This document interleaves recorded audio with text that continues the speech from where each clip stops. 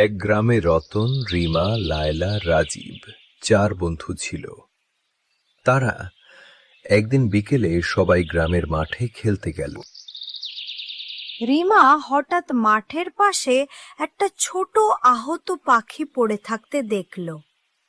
লায়লা পাখিটাকে দেখে বলল, আমার খুব মায়া লাগলো, আমি হাতে করে তাকে বাসায় আনলাম। রাজীব পাখিটাকে সাবধানে ধরে রাখলো যেন ব্যথা না পায়।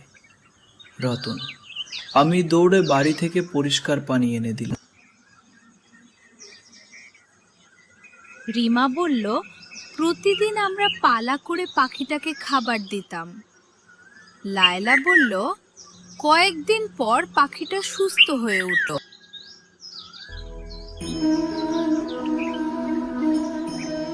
এক সকালে পাখিটা ডানা মেলে উড়ে গেল।